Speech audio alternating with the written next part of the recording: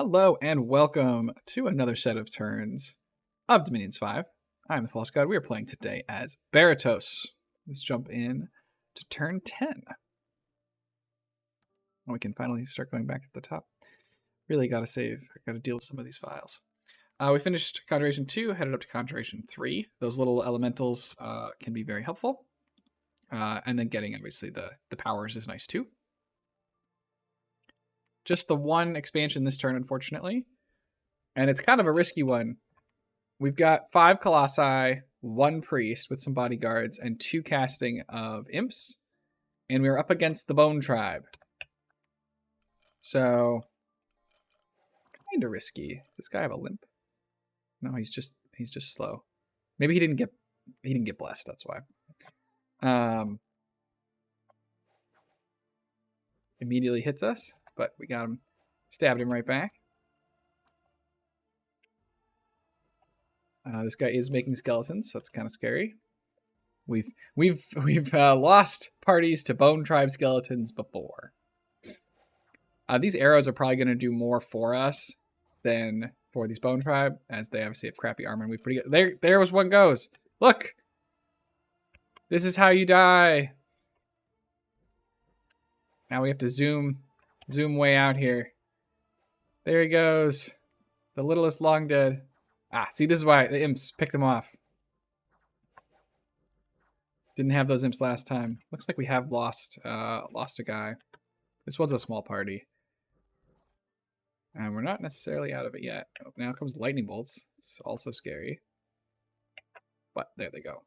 So we did end up losing one, which is unfortunate. This is a pretty small party. We're sort of pushing the 24 Bone Tribe isn't a ton either, but this is sort of pushing the limits of expansion against competent indies. But we got it. 3 nature gems. Awesome. We burned down a fairy court. I think we end up doing that a lot. Drain, death, misfortune. And we've gotten so much misfortune. So many misfortune events. Misfortune begets misfortune. 12 fire gems. That's really nice. It's a lot of fire gems. And we finished our palisade over here. So we're headed right into the fortress. We are moving. We're going to consolidate these 2 armies here. And then we're going to push. We'll probably take 1 priest down, and then he can start our lab temple to get this going. So we're missing a couple turns here, which is unfortunate. Again, sort of a consequence of our priests expanding. Now we've got a couple guys who could have, we could have set one of these guys like here, but didn't have the money either because we really want to get this fort up from the sort of a tactical perspective or strategic perspective, more than we need the 2 extra mages. So we're going to look to expand here. We're going to expand here, and then this group is also wandering over here to maybe go this way and up. Let's see. We are starting our bride recruitment as well. Obviously, these are wildly expensive, but they are also, 5, 6, 7, 8 path mages, not counting the holy. They have a magic spear. How did I notice that?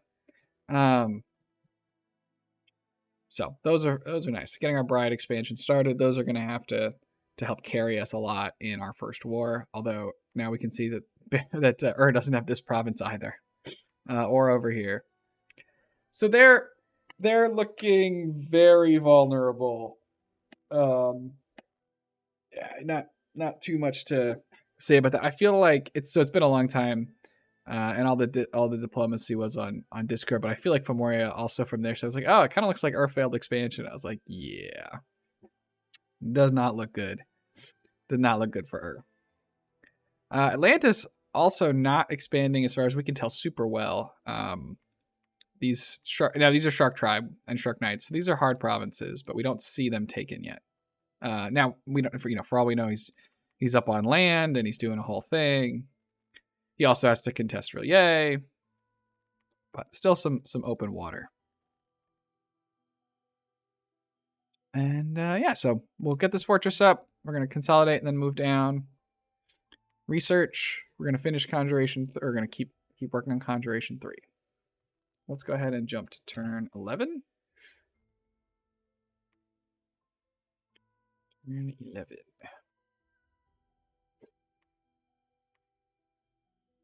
You're in a nog, another messenger. I think I sent him a message back. I told him sailing sucks. I can go back and look at it, I suppose. I hear tales, King of Fishmen, yes. Maybe in our best interest to go on a fishing expedition. And then they said that they're going to keep expanding, but they won't fight us, which is good. I appreciate not being fought. All right, we got elephants. We got a lot of elephants. We do not have people scripted correctly. Oh. Not where you want to be. We do manage to push through the elephants, and they rout. I feel like my elephants always really go out of their way to kill my own guys, and these elephants do not appear to have done so. Mostly just leaving. So we end up losing 3 colossi. I think it's the 3 that I misscripted. That hurts. I think that brings us to 4 colossi lost in expansion. So, this was unnecessary. We could have, we might have lost some anyway. These are elephants, but I think we could have kept more alive. So unfortunate. And then this is Lion Tribe. Biggest risk is losing our mage to Arrowfire, which is what they're doing. He got hit. I think, yeah, he got hit. He's down to 1 HP. Never healing wound, but he made his morale roll. Come on. All right, and we routed him off. Very close. Yeah, I'm not sure. People post like, there's something else you could do about this. I'm not sure there's much else we can do to keep these guys in the back alive. I thought I was helping them with the extra unit to soak arrows, but I guess that's not how that works. Is that this one? Yeah, it was this one. And then +4 nature gems. Also nice. So we're going to go ahead and consolidate here, taking out these woodsmen. We're going to keep expanding here into 32. And as I said, we're moving one of our priests down. He's going to get started on our lab temple. We need to start saving up some gold if we're going to put together a lab temple. 2 months left on this palisade. This one, we need a lab on for the garnets. We might wait on the temple. Just because infrastructure is expensive. I know that I didn't build enough temples last time. That's part of why we lost the last game. But this one has blood mages in it without temples. So I think it's okay. Here's Look at them go. They got a province. No, I don't mean to be mean. But they do appear to be expanding this way at this time. So yeah, we're trying for another two provinces. We're definitely being helped here by some slow expansion from neighbors. So like this province is outside of what I would normally consider sort of reasonably ours. Because I think Atlantis has to be right here. But they are the fish, and so we will go ahead and take it. I don't want to needlessly provoke them. Like, I don't want them to fight me. But if Atlantis tries to fight me, I'm pretty sure that Relier will stab them in the back. Because I certainly will throw up once they hit me, I'll be like, hey, you gotta go fight them. If they beat me, then you have to fight, a much larger Atlantis, and you'll lose the water. So I think that the underwater knife fight will prevent anybody from coming up and hitting me. This throne looks very takeable also. Militia, heavy infantry, and archers. We got to check what mages are on it. Could be scary, but this one is scarier. It's a lot of shadowy things. Trolls down here, and we're not gonna. It's gonna be pretty hard for us to get this. So one of the I think there's overall we're much better off with these 2 water nations in the game, but because there are 2 and not 1, they're almost certainly going to fight and kill each other before we get substantial underwater technology together. and that means that one of them should have won, and so there'll be two. They'll have two whole sets of ocean to work with. Excuse me, to work with. So it's going to be tough to really fight them in the water. It's not impossible. Again, we've got great water mages, but could be tough. Let's go ahead and jump to turn 12, and then we'll do our province count and see how many we got on turn 12. Oops. 12. Go ahead and play. Rillier sent us a message. Would you care to sign a nap? So on the one hand, signing naps with underwater nations is great because it's almost entirely one way. They can fight you and you can't fight them. The only thing that's sort of worth thinking about here is why are they offering a nap? Now, this is a new player game, so they could just be friendly and are just, maybe they don't quite know how the water sort of plays. But let's go ahead and assume that they're playing competently.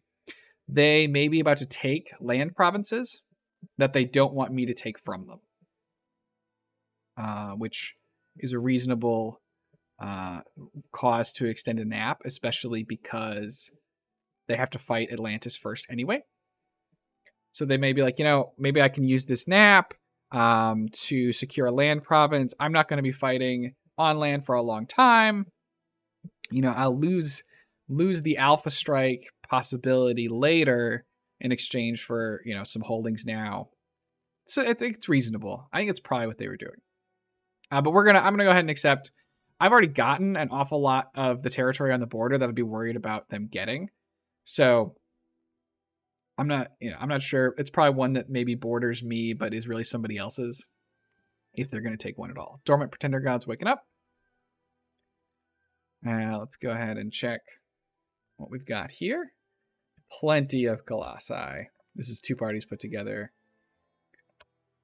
These guys I don't know. They're going to cast like sleep. Yeah. And they did sleep somebody, but we've even got fire to hit these guys with. We're going to chop our way right through. No losses. And then here, we're going to head. We've picked up some of our. I think this is our initial expansion party or part of it that we're just throwing in there to help prevent losses. Our great foes, the archers, are here. But otherwise, these are light infantry? Yeah. We are not going to lose any of our colossi to light infantry. And we didn't even lose any of our spearmen. Oh, I guess I missed it last time. We bought the shipwreckers. So that's pretty nice. Those are going to go ahead and get us this. I was disappointed that as soon as I bought them, Femoria took this turn because I was hoping to go bop, bop, bop. But getting this is definitely where we want to be. Small, it's low income. Not going to get a lot out of it. I just want my flag on it so Femoria doesn't feel like they can move in. Or Atlantis for that matter. Yeah, Atlantis could be like, they could chop through. We see a nice big party of Atlanteans over here. And here we see that TNN is indeed our northwest neighbor. I think we're going to leave this one for TNN. It's pretty far outside. This one is already outside of my sort of natural expansion. This one's even farther. It looks like we're going to ping this throne. And I think we're done with expansion. Yeah, no more expanding parties. And you can see, yes, here's Rillier. Again, this is outside my sphere. So I'm happy enough to let him have it. Rillier has a hard time coming on land. It's possible that I should have said no nap, fought him. But I think the nap is going to be more valuable to me, the 3 turns warning that they're going to attack. I think it's going to be more valuable than this one province. So let's go ahead and count them up. This is turn 12. So we'll go down this way. 1, 2, 3, 4, 5, 6, 7, 8, 9, 10, 11, 12, 13, 14, 15, 16, 17, 18. With these both, this one's going to fall to us, and then this one is enveloped. So technically, we didn't get to 20 by 12, but we sort of have them wrapped up. So this is great expansion for Berytos. Again, helped because we have these water nations that we can sort of take advantage of a little bit. And here there was a water which we couldn't get, so that hurt us. But over here we picked up 2 bonus provinces because of the water. Excuse me. So great start. When we look at where we were on turn 12 in the first Berytos game, right? We were still expanding. We had a lot of problems. Our expansion here has been so much cleaner. We lost 4 colossi. We're much larger. I think we're in a great spot. I'm very pleased. Ulm, or not Ulm, is starting to get their act together, it looks like, down here. So yeah, we're moving him. One of our guys unfortunately did get diseased. This person is going to move up here to start site searching, I believe. This is where the extra movement comes in really handy. She can skip these 3 flippin' death sites. Also, the fact that these are Bone Tribe is great news for us because this is our only source of death. And then Death Air and Death Earth both do useful things, particularly Death Air. So we could maybe make, we could make crystal matrices and put them into communions. Later in the early game, they can do Corpse Man construction to help us get Siege Chaff and Patrol Chaff very efficiently. So these are great for us. I guess we haven't really gone through the rest of what we found. We have found the garnets. Nothing there. Nothing there. I think the only other thing there's nature 1s here, but we need a lab and temple for a nature 1. It's kind of dicey. Not exactly where we want to be. And there's Lion Tribe here, which we need a lab for a nature 1 with a small chance of some cross paths, or nature 2. It's again, I would say it's low priority. We need this fort down here first before we can look at picking up either of these nature 1s. And this is a higher priority too. So that's, 1, 2, 3, 4. This is, at best right now, looking at our 5th fort. That's a lot of forts to make on your own. So I think our plan on nature is going to be to go conquer somebody else's nature mages, or hope our hero wakes up. Although it's going to be a while. Our god also has plenty of nature and will be able to summon more as needed. But yeah, we're sending out a message to Oye that's. Oh, I want to read it. I want to retract it. Right click. Greetings, fine fishes. Nap 3 works for us. Yes, we went ahead and accepted the nap. And let's see. So I don't think there's anything too relevant to look at here. Can't see anybody else's. Research starting to get some research going. We're going to go for construction 2 to get owl quills primarily. And then enchantment 3-4. So I'm coming at this from the future, right? So enchantment 3-4, my thought against, because we know is going to be our first target. That's already been agreed upon. I think, talking with Femoria, our plans are to attack somewhere around turn 15, 16. But what I was thinking for research to attack them, enchantment 4 is going to give us flaming arrows, which I thought could be really valuable. They do not have hats. So arrows are going to be good in general, and adding a bunch of fire damage is very, very nice.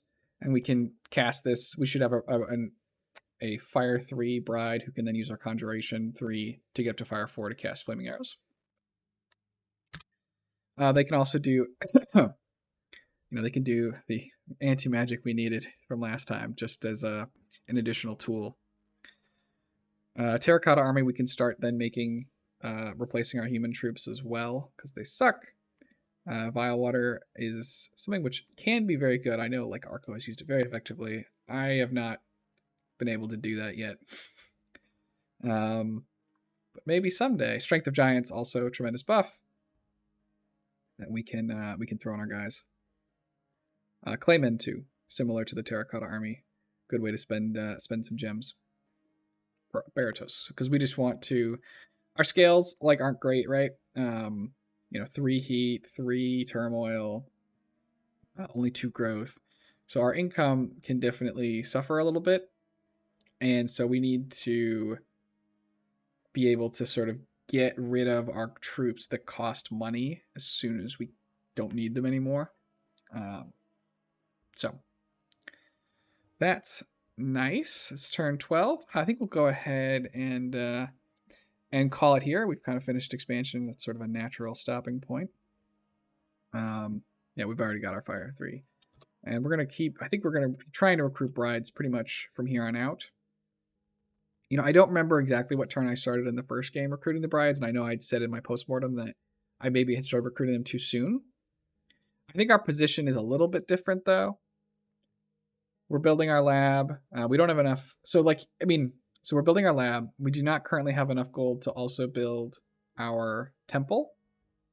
We could, right, say no bride and yes temple. We wouldn't get any mage out of our cap, though, which sucks. And we have a useful mage that we can recruit with just a lab. We're not like missing an extra turn of mage recruitment because we'll just make one Beryton Sage. So I think that this decision is fine. We are intending to put a temple on this quickly. And we did send somebody down here. He's going to do some quick site searching, and then he can look to build a lab as soon as he can to get the garnets rolling. We're a little bit slow on our labs. I think it's definitely possible. Maybe maybe the answer is also something like this. And then you know maybe slow down on this temple, have him do something else, and maybe this guy's supposed to build a lab this turn. And then that even gives us enough gold. We could do this. This was probably a better way to structure this turn, just to help get that extra piece of infrastructure online a little bit sooner. Now, this will only be a palisade, so, you know, it's going to take 2 turns for mages anyway, but so you're not losing quite as much. But, I think not unreasonable. Yeah, we'll talk more about what we're doing for this this war with as we get a little closer in the next episode. But thanks, everybody, for joining me, and have a nice day. I will see you in the next one.